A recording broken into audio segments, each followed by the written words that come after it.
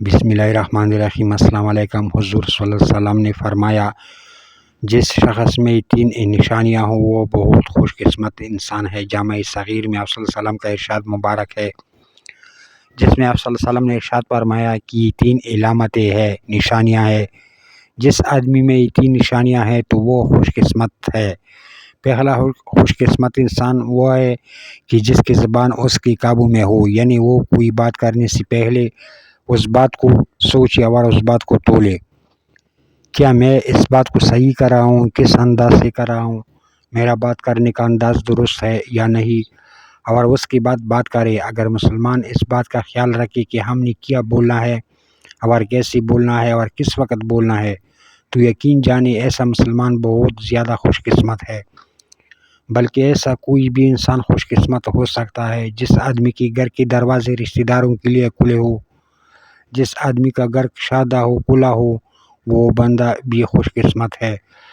اس کا مطلب یہ ہے کہ گھر کے دروازے رشتہ داروں کے لیے کھلے ہو، یہ نہیں کہ بندہ سب رشتہ داروں سے ناراض ہو جائے، کسی کو اپنے گھر میں نہ آنے دے۔ ایسا نہیں ہونا چاہیے۔ اس لیے جو بندہ صلہ رحمی کرتا ہے، اپنے رشتہ داروں کے ساتھ اچھی تعلقات رکھتا ہے، وہ بندہ خوش قسمت ہوتا ہے۔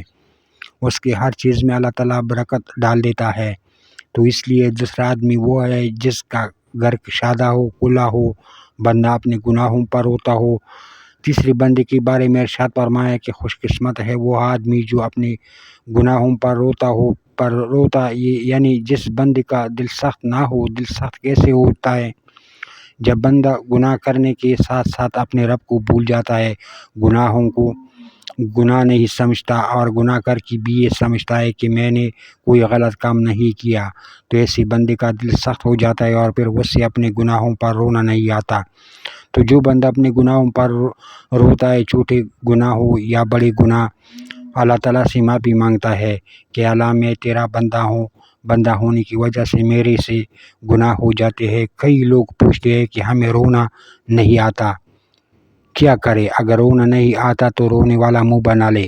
اللہ تعالیٰ کو صرف بہانا چاہیے، وہ اپنے بندے کو بخشنے کے بہانے ڈھونڈتا ہے۔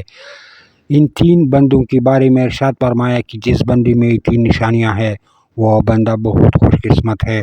تو ہم سب کو یہ چاہیے کہ یہ 3 علامتیں ہم اپنے اندر پیدا کریں، اور اگر ہمارے اندر یہ 3 علامتیں ہیں تو ہم اللہ تعالیٰ کا شکر ادا کریں۔